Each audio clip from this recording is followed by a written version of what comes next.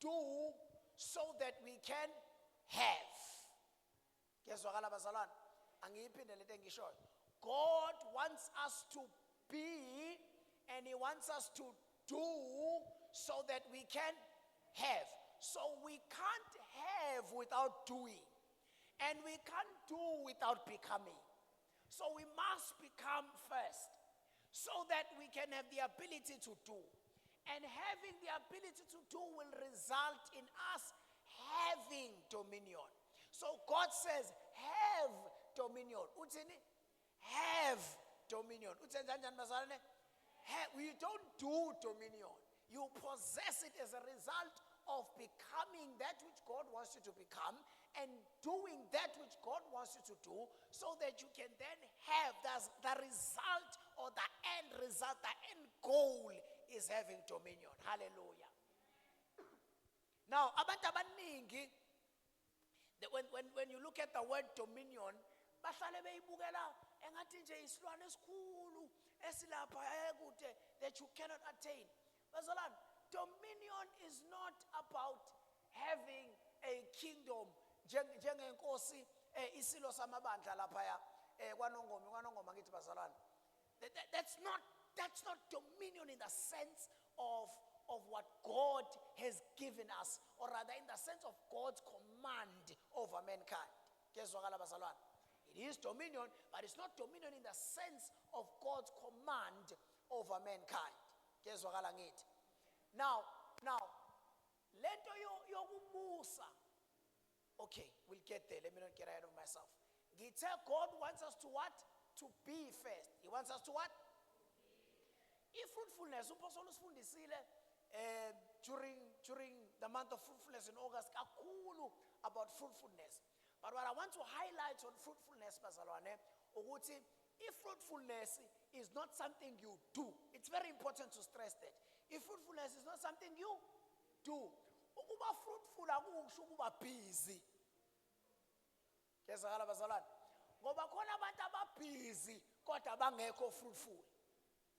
Yabo, ukuba fruitful akusho to try different kinds of businesses or ventures so that you can have multiple streams of income. That is not being fruitful, that is being busy. Kezwakala bazalwane. But being fruitful is being in a position of influence. Being in a position of, that is what being fruitful means. It means to be in a position of influence. Don't worry, I will explain. And by influence, I'm going to be in a position of power where people listen to and whatsoever. No. When I say being in a position of influence, I mean you must be in a position whereby the life of God that resides in you, or rather, let me put it this way, be in a position where you become a river or a channel through which the life of God can flow. That's what it means to be in a position of fruitfulness or in a position of influence. To become a channel for the life of God to flow. Bazalwane, sonke njengoba sila, we have the life of God residing in us. Angisho bazalwane. Ngoba uma unoKristu nomoya kaKristu, unomoya kaKristu nokuphila kukaNkulunkulu. We all have the life of God residing in us. But not all of us are a channel for that life to flow. Kezwakala bazalwane. There are some people nawe ukuthi mawusondela kubona ufise njengathi ungahlala nabo ungasuka eduze kwabo, because there's something that is oozing out of these people. Yabo, hayi ukuthi khona into profound abayenza ngayo noma but you just want to be around them because there's this aroma, there's this scent around these people, there's this banale aura uma ngasensulumla ulimla namhlanje, banale aura ukuthi engathi kunento different. There's this thing that attracts you to them because why? They are a channel for the life of God to flow. Now, the one thing about the life of God, if you are not a channel, if you don't become a channel to allow the life of God to flow, kuba ngathi ayikho ikhona. Ngasho nithi amen bazalwane. The sad thing about the life of God is that if you don't let it flow and let it lie dormant inside of you, kuba ngathi ayikho ikhona. And uma impilo kaNkulunkulu izoba khona kuwe kodwa ingaflowi ngaphandle, ayigcini nje ngokuthi ibe dormant kube ngathi ayikho ikhona kuphela, but you find yourself now in a position where even the things that you would easily defeat, that you would easily overcome, that you would easily achieve, ubona kunzima ukufinyelela ezintweni owaziyo ukuthi zingezakho futhi unikiwe amandla okufinyelela kuzo, simply because you have closed yourself up. Ake ngisho kanje, when the life of God doesn't work through you, it works against you. Ningasho nithi amen ngamabomu bazalwane. When the life of God in you doesn't work through you, it works against you. So if you don't let it flow, it destroys the keeper of the life. Because it was intended to flow. It was intended to. Ingakho uJesu ethi omile akeze kimaphuze okholwa nje ukusho kombhalo eswini sakhe kwenzakalani bazalwane kuyogopho hayi ukuthi kuyongena kodwa kwenze njani akuyi kuyongena kodwa kwenze njani, because you are a channel for the life of God to flow. So to be fruitful is to be in a position where you don't allow anything else to flow through you except the life of God. There are two things, prosperity and fruitfulness. For one to prosper, they have to submit. They have to what? For them to prosper. But for one to become fruitful, they have to surrender. They have to what? So in order to prosper, you must submit. But in order to be fruitful, you must surrender. Surrender ke bazalwane. Lento ukuthi phela masiyikhuluma izwakale ngathi isipoki nje esikhulu esimlapha ya ngeHalloween. But surrender, it's the act of giving God your all. Neza lonto bazalwane. Yabo it sounds simple masiyikhuluma. It's even simpler masuyenza. It's the act of giving God your all. You wake up in the morning. Let's be practical with it. You wake up in the morning and you say, Lord, my spirit belongs to you. My spirit is yours. I give it to you. Make it a channel of life. Fill it with your life so that your life will flow in me and through me. My mind, my soul, my heart is yours. Umtshela uThixo ukuthi angifuni la enhlizweni yami ukuthi kuhlala imicabango athi uDavid uyangazi uyangihlolisisa wazi imicabango wazi ukusuka kwami nokuhlala kwami wazi imicabango imise kude nami bese asho something very critical athi imicabango yengqondo yami nemizindlo yenhliziyo yami ebese athi namazwi omlomo wami mawabe ngawamkelekayo kuwe. So when you surrender to God, you refuse for your heart to entertain anything else other than that which concerns the glory of the Lord. When you surrender your mind, you refuse to entertain anything in your mind other than that which pertains to the glory of the Lord. And uma wenze njalo bazalwane, kuba lula ngisho ukunqoba izinto zenyama. So, uma ke sithi be fruitful, we are saying be in a position where God can make you, because lento yokuba be fruitful, to be fruitful is not the job of the Christian, it's the job of God.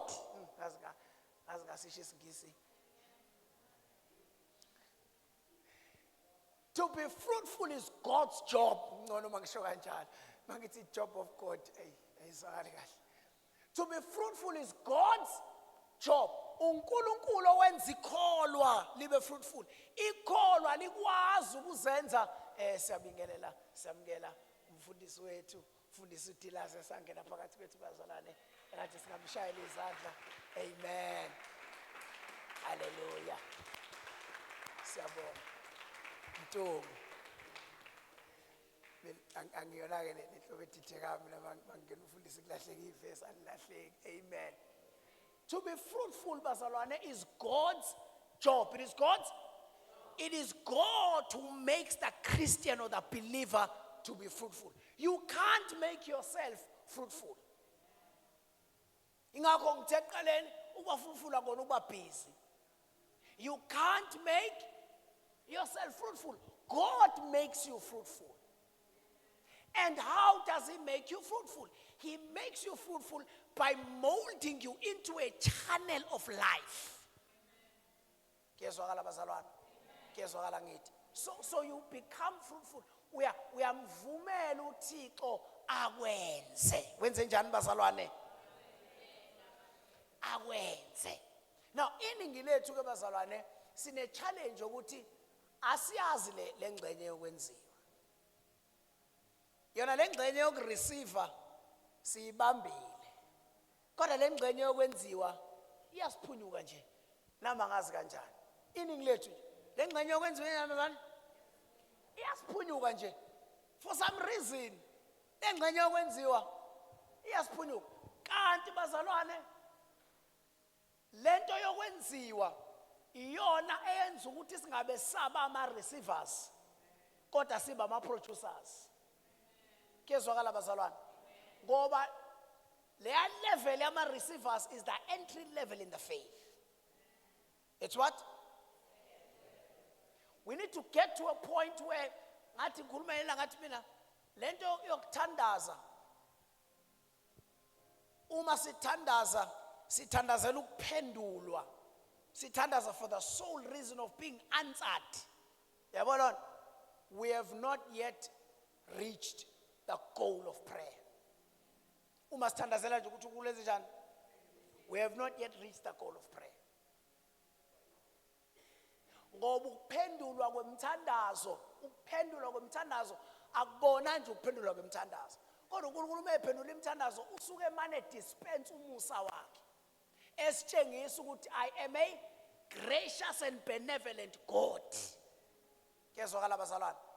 But the goal of prayer, number one, is to align us. Angithi niyabona? And two, it's to generate the power of God that transforms us. Ngoba ngikhuluma ngomthandazo ngizoyishiya lapho lonto leyo. So ngizama ukuveza lento ukuthi ke you must understand ukuthi kunaleya ngcenyana esiphunyuka angazi kanjani. Leyo kwenziwa iyasiphunyuka nje angazi kanjani. Sasijwayele leka give me. But leka make me ezenjani bazalwane.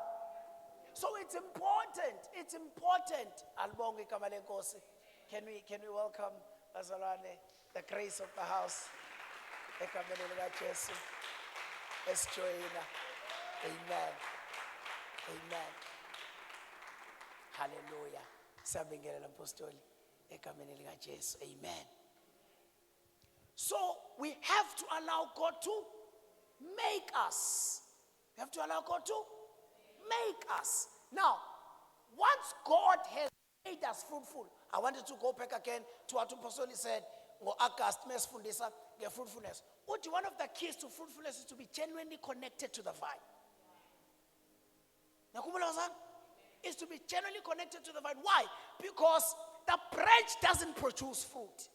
It's the vine that produces fruit. And for the fruit to be manifested, the branches to be connected to the vine so that the vine releases or manifests the fruit through the branch. The fruit is manufactured in the vine, but it is manifested in the branch. So ukuze ibranch ikwazi ukumanifesta ifruit emanufacture ivine kufanele kube ukuthi hayi ukuthi iqhumekile kuphela kodwa ivuma ukwenziwa ichannel ngoba bakhona abaqhumekile kodwa bangavumi ukuba ama channel. Ingakho ekhuluma amazwi amhlungu uJesu athi uma ke ibranch izoyibamba leyo qhuma kodwa manje besingabi fruitful khona isiqhumile ngiyayinqamula. Kezwakala bazalwane. So that's why I said it's important to understand that being fruitful is to be in a position of influence. And to be in a position of influence means you become a channel for the life of God to flow. You have to understand, I will be influential kuphela ngoba ususe pulpit. Awubi influential kuphela ngoba uphethe microphone. Kezwakala bazalwane? But your influence flows in your workplace, in your family, in your school, in your business. Your influence must flow there. Kezwakala bazalwane? In fact, if fruitfulness is not even a religious thing, it's not even what? It's not a religious thing. If fruitfulness is a godly and divine principle. So, to be fruitful is a work that God does in the believer. It's a work that God does in the believer. God makes us fruitful. He makes us influential. He makes us what? He makes us influential. He makes us influential. Now, in other words, to be fruitful, mangiti, you become a channel. It means you impart the life of God. You impart the life of God onto others. uNkulunkulu uyayibeka impilo yakhe kuwe and wena uyimpatha kwabanye. Kezwakala bazalwane? Uyimpatha kufanele but noma bengasasindiswanga namhlanje. But noma bengasasindiswanga ngenini? Kodwa bathi ungemfundisi, ungawudeniwe. Bathi umfundisi wethu thina now. Umprofeti wethu thina now. Why? Because you impart the life of God. Kezwakala bazalwane? Upastor ngeke afinyelele emabhizinisini nonke. Ngeke afinyelele emsebenzini yenu nonke. Kodwa ngani kufanele afinyelele awu bazalwane? Kufanele abantu bakubuze ukuthi ukhonzaphi. Bengakubuza ukuthi okay, khona leli bangathi abantu wena sengifisa ukwazi umfundisi wami. Because mabesho njalo, you know something is spitting the water. Kufanele bafisa ukuthi njani ukhonzaphi. Ngoba kunento la kuwena etshengisa ukuthi kunokuphila kaNkulunkulu kuwe.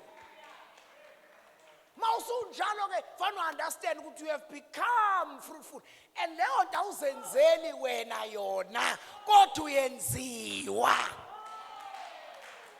Uyenziwa. Now, the result of fruitfulness, the result of being fruitful is that you will multiply. You will what? You will multiply. If multiplication is a result of being fruitful, uba fruitful, it is guaranteed that you will multiply. Now, to multiply is to increase influence. It's what? Increase influence. So it was one person, now it is 2 people, and then it's 4 people, and then it's 6 people, and then it's 12 people, and then it's 24 people who are receiving the same life that you are giving, or the same life that is flowing through you. So multiplication means your influence increases. Kezwakala bazalwane? Asibuke lento. Uthi uNkulunkulu zalani nande. Akashonga nakhona izala nani. Angithi bazalwane. Uthi zalani nande. Yabo, zalani nande. Lento ethi nande isho ukuthi ungathi ngoba usunomuntu oyedwa osum-influenceile sekwanele. Nayizwa nje bazalwane? So mawusunalo yedwa uminfluenceile kufanele iinfluence enze njani bazalwane? Yande. Uma ngakhuluma ngamazwi asobala nje emsebenzini iba nebandla lakhe emsebenzini. Kezwakala bazalwane? Iba nje nesquad samaphoyisa. Ngiyangizwa ukuthi bazalwane ukuthi ngithini. So enze njani? Now. More than that, lento ka multiply isho ukuthi if God has made you to be something. Ayengikhulume njengami nje njengeBible scholar yakamoya bomi, Bible scholar yakamoya. If God has made me and given me revelatory insight into his word, akufanele ngibe kube yimi ngedwa kulokathiwa nje ukakashe. I would have failed in what God has made me to be. Kezwakala bazalwane? Kufanele ngibe nescheme. Owaziwayo ukuthi laba. Ngiyangizwa kodwa bazalwane.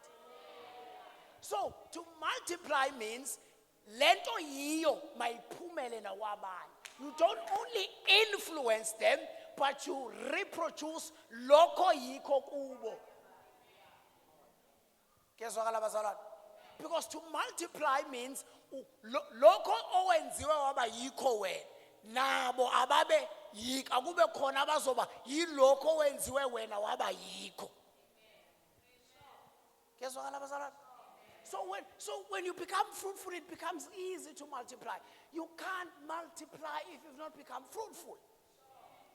Mangabe nje kuthiwa uthisha wezwi ungafundisa abantu kuze ngazi kube njani. Kodwa bengayibambi lento oyifundisayo because you are not fruitful. Kezwakala bazalwane? Well, asivume phela bakhona vele abantu who don't have the ability. Lokho kufanele sikuvume phela.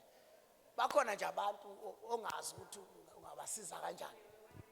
Uyabona lento njalo esho umpostoli bazathi imbewu iphoseke emeveni, uyaphoseka emadwaleni. Uyabona nje bakhona abantu abanjalo.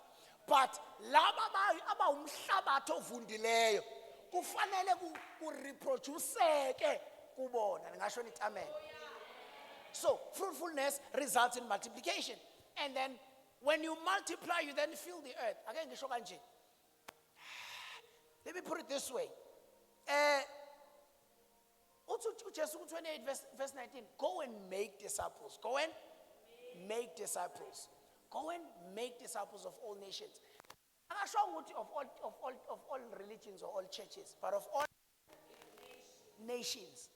That is very critical, Bazaran. It's very important to understand. What I meant in nations is not just talking about the four walls of the church. Lento ishukuti, we have to influence ethnic boundaries. We have to influence industrial sectors. We have to influence commercial sectors, media sectors, nations, all the sectors that make, we have to influence culture. Bazalwane, ivangeli liyisiko. Ivangeli yini bazalwane? Liyisiko. So laba bathi masindiswa sishiya amasiko baqinisile. Siwashiya ngempela futhi ngoba sesithola isiko elisha lombuso kaNkulunkulu. Ivangeli liyisiko. Ngifuna izinto ezoyishoni namanje. Mangithi ivangeli liyisiko bazalwane, angisho ukuthi siyaphuma kuphela emasikweni. Kodwa ngisho ukuthi sifaka isiko elisha la ekhaya. Noma engasasindiswanga ke la ekhaya ongasindiswanga, kodwa abona ukuthi ku-wrong ukwenza into ephambene nevangeli ngoba sewenze ivangeli laba yisiko la ekhaya. Kezwakala bazalwane? That's what it means to fill the earth. That's what it means, because when you fill the earth, you build up a culture around your space. You build up a culture around your environment.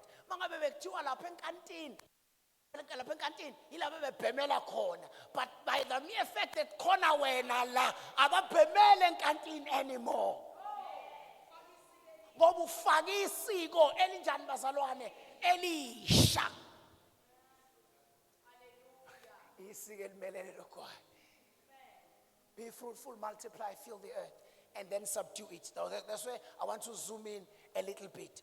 You must subdue. Lento ka subdue. Izulu sithi niqolisa umhlaba bese njani? Niunqobe.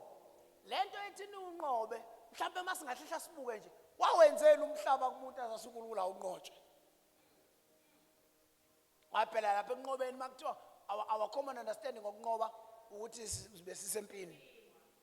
So why would God use that word kodwa ngekho uphi ekhona umhlaba ungakaqabani nomuntu?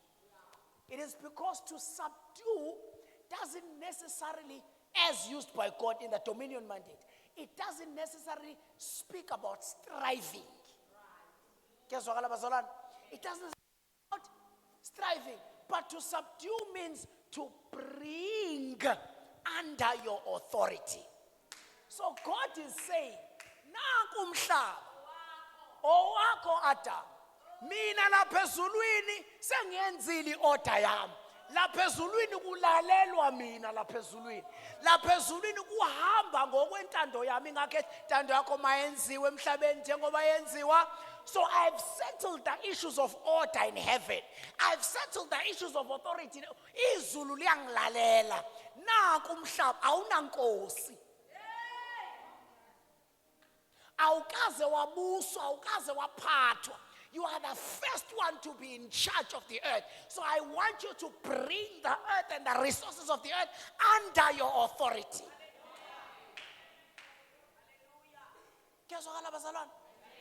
I want you to bring it under your authority. So it doesn't necessarily mean ukuthi ke manje niyangqubuzana nomhlaba ufuna umhlaba ukulale. No. It means to take what is raw, undeveloped, and or disordered and organize it for a purpose. It means to take what is raw, undeveloped, or disordered and organize it for purpose. UNkulunkulu uthi ngikunike raw material. Ngikunike umhlaba undeveloped. I want you to develop it. Awungasho nithi amen bazalwane. Ngingasho nithi amen kodwa. Uthi ngikunika okudisordered. Bangaka abantu abafike eKingdom Life impilo zabo zinhlaphanhlapha. Wathi uNkulunkulu nansi igrace engiyethembayo kampostoli ezoyenza impilo yenu ukuthi ibe organized and ordered for purpose. Hayi ukuthi purpose ibingekho, nethi nje ube disorganized. Keswakala bazalwane. Need to make disordered, so they have to be subdued. Number one, to subdue, it means to create systems of function. It means to what? Create systems of function. It's in led. Coming Leto iti, mama mfundisi. Mayetu mpostoli aibo. Ngiyababona abantu abasha bayanda la esontweni. Kodwa manje asinayo that caters directly to abantu abasha. Bese athi ngolesihlanu we must have liberated youth. Ebese athi mama umfundisi ngicela niyenze liberated youth on Fridays. Ngenze example bazalwane. Uma ezofika umfundisi nobaba umfundisi athi ayikho into umpostoli asinikeze yona esoyenzisa labantu. Kanti nifuna ukunikezwana? Because you must. Ay, come on bazalwane. So you create a system for function. If there's no system, what do? You create it. Let's go to your workplace. Umphathi uzobona isidingo kule department, create a position ebingekho, akufake kuyona. Bese uthi wena mina ngazi ngizofunctiona kanjani.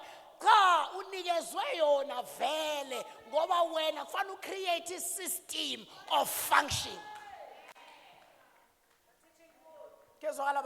So to subdue means you create systems of, which means you design systems where there are no systems that existed. Ungafuni ukunikwa isystem ngoba musunikwa isystem awusasubdue lutho, because it is a system that subdues.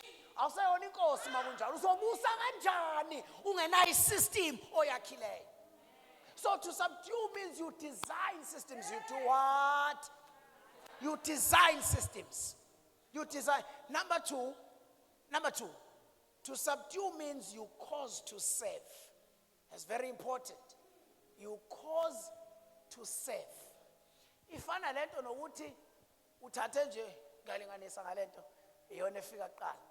Uthathe nje umdlwane le phakathi kwemidlwane eminingi obumuhle.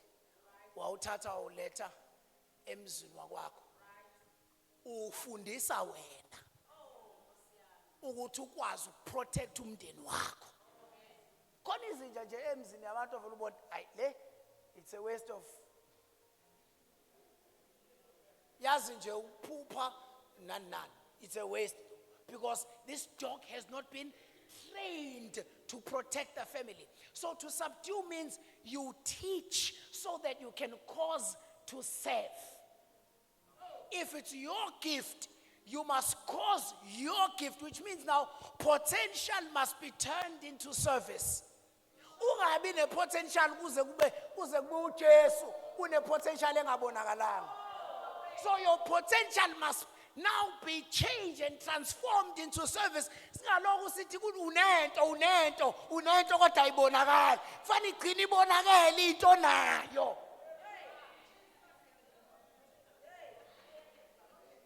Kezwakala bazalwane. Ngizokwenza example, ngenza example ngoma mfundisi ngoba ngiyazi ngeke kakhubeke. For a long time. For a long time. Dokuthiwa hey uyapheka uma umfundisi. Hey uyapheka uma umfundisi. That was potential. Kezwakala bazalwane.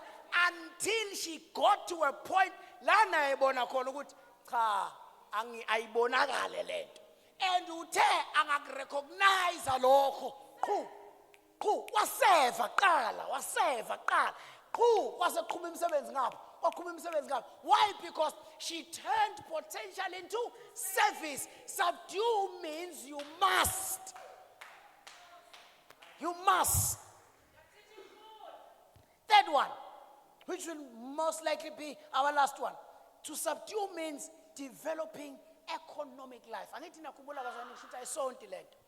To subdue means to develop economic life. Let me take you through the scripture.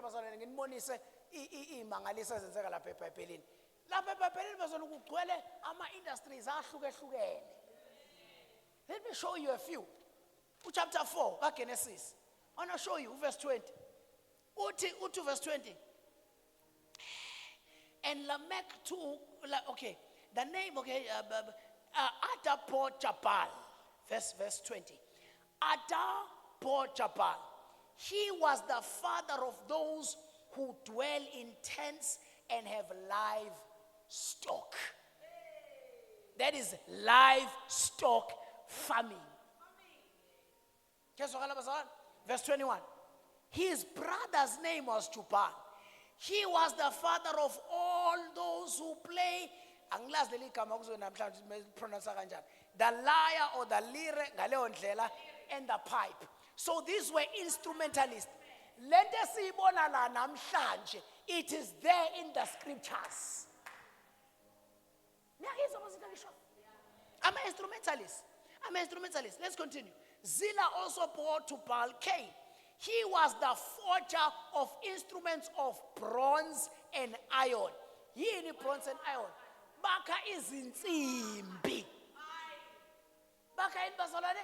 Izinsimbi. Labantu kuthiwa ama-iron smith. Welding, yes. That's the correct word. I-welding. So, i-welding, ayiqhamukanga manje siqhamuka nama-FET colleges. It's there in the scripture. So you create what? You develop economic life. Bazalwane, ngicela ukusondela kunina manje nje ngokusheshsha. Isalary yakho yakamlungu ngeke izikwenza ube rich. Ingeke nje ikwenza ube rich futhi njengoba umpostoli esho ayinjani? Isalary yenza izinto ezimbili bazalwane. It gives you security. And it gives you access to accumulation. It gives you what? Security and access to accumulation. So isalary is not the capital. Mina bengizothi seed. Isalary capital is not the fruit of your labor. Because if bethu asikhuluma nge-fruit of your labor, shuthi salary yakho kufanele ngabe idablishwa kaningi kabi nale mali oyithola uma kuthiwa sikhuluma nge-fruit of your labor. Ngoba phela wena they only give you maybe 0.5% of what you make the company. So you must create economic life. Let me say this. Let me say this.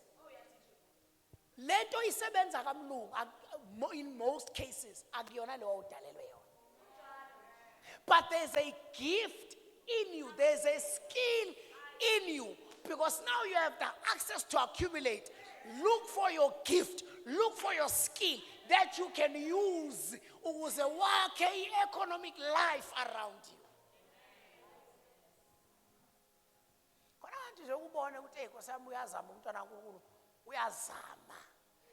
Uyazama. Namhlanje kade edayisa lokhu usasedayisa lokhu uyangalela ukuthi uyazama. Why? Because they are trying things that are not in line with what is in them.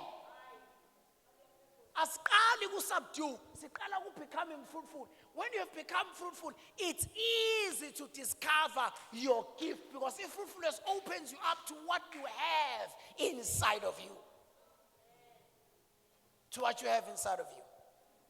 To what you have inside of you. So every vocation, bazalwane, when it is submitted to God, it becomes a tool for subduing, which means transforming raw potential into a cultivated, purposeful, and God-honoring life. Angazi ngayibeka kanjani lento. But it's important. Angazi importance yayo. Mhlawumbe ngisho kanje ngamabomu nje. Awu kuna genge lesonto enenza vlog angithi. Yenza lento lezinto senza angithi nje ama vlog, niya vlogger. We are vlogger every Sunday. And the other day we are vlogger, but you're not part of media team. Esontweni. Go to your vlogger. Almost every day when we're done, but you're not a part of a media team. Esontweni. We are the content, but you're not a part of our media team. Let's sing an kusasa ze-university. Kushuthi ngosuku decide ngalo ukuthi ze-university omunye eFree State omunye eJohannesburg omunye eCape Town sesekwi-crisis sekufanele siqale lapho manje sifuna ama-replacement alezi ingane kodwa wena uyavlogga every day.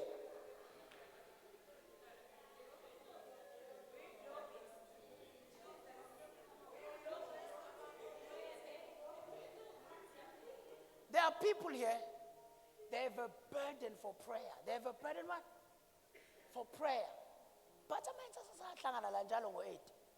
you are not a part of the intercessory team. Let me tell you something, bazalwane.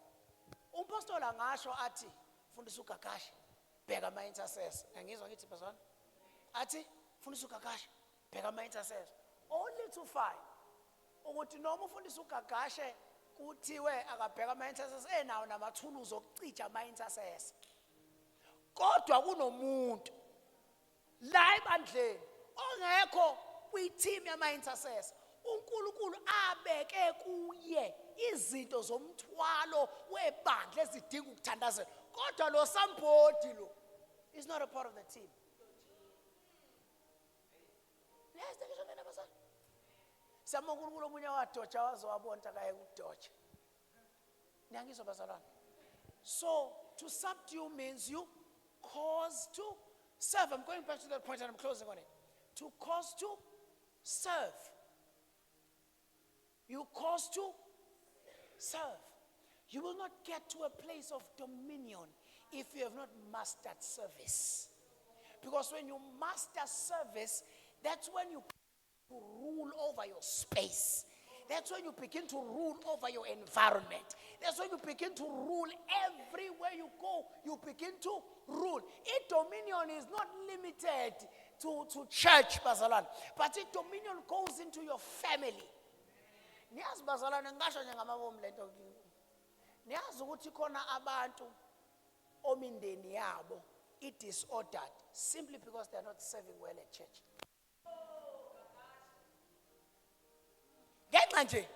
Simply because they are not serving well at church, imindeni yabo disordered ingane sibalaleli ubani wenza ukuthi ubani bedonsa ebheka le ubani umuntu donsa ashone le ashaye adiscipline anjani athe ngenze konke uyathandaza kodwa but there's no order in their life. They are not ruling their space. Why?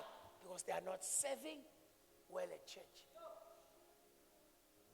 This person is not subdued, so you can't have dominion. If you have not subdued, let you bring to service. Ayikhulumi ngabantu abasethimini yakho kuphela. Kodwa nawe ingakho uJesu ofuna ukuba mkhulu kunani makani seve. Yazwakala bazalwane. That's how you subdue. You bring to serve. And when you bring to, that's angazi lento ngathi ngisheshe ngadlula kuyona. Ngathi ngisheshe ngadlula kule. You will find disorder that you have prayed against, disciplined on, but still that disorder remains. Check, how is your service in the house of God? Why am I saying that? Am I now saying, what I'm saying is, serving in the house of God, it creates an order in your own life. Umhlaba awulaleli inkosi enhlaphanhlapha. Umhlaba ulalela inkosi esebukhosini bayo. Bazanakazi mina neze ngisho. Umhlaba ulalela inkosi esebukhosini bayo. So akubona ukuthi uthi ngiyakuzala okuzokwenza ukuthi ingane ilalele. Kodwa ukuba sebukhosini bakho okwenza ukuthi izwi lakho libuse. Phela iBhayibheli lithi izwi lenkosi elibusayo. And akekho ibuzayo ukuthi uthi. Ngoba izwi lenkosi linjani? Ilikhipha kanye lifike lithathe yonke into libringe unto subjection. But uma wena ungabekiwe ebukhosini ke pho, how then do you hope to dominate in your family, in church leadership? Yabo nje fana ubone mawuzobekwe ethimini sisiclear ukuthi azikulaleli zonke lezi ngane zakwa hygiene. Fana ungacabanga ukuthi team yakho engakulaleli. Mama engakulaleli bonke, fana ubone inkinga yikho eteamini yakhe. Inkinga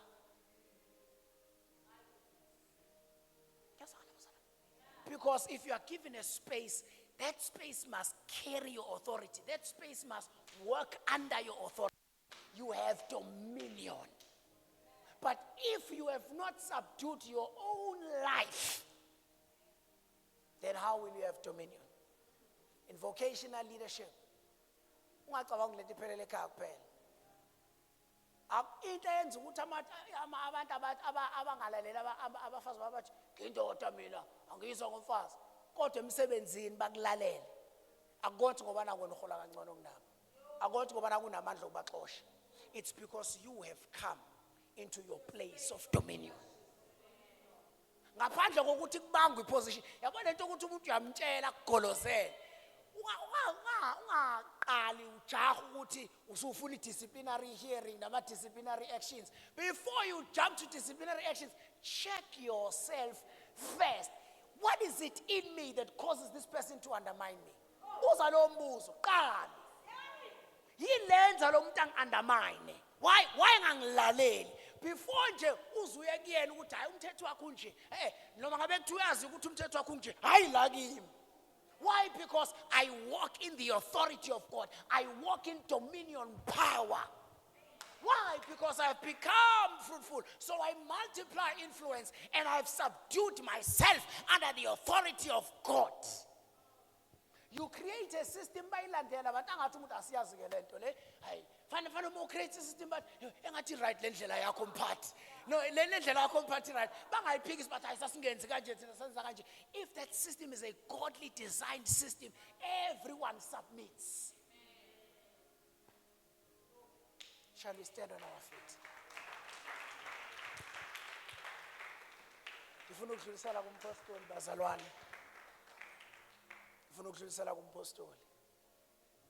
If we want to see dominion in our space, we must align ourselves with these elements. We must allow God to make us fruitful. And we must allow God to cause us to multiply.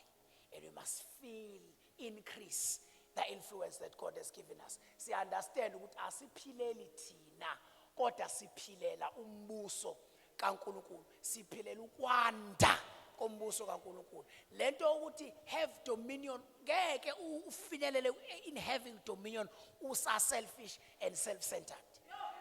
I-selfishness fanele iphele ukuze ukwazi uku-experience amandla ombuso. Ngeke u-experience amandla ombuso usa-self-centered and selfish when it's always all about you. You will remain alone, and when you remain alone, lithi igatsha elingatheli liyanqanyulwa. May God bless you. Shall we? I welcome the Apostle Bazalwane.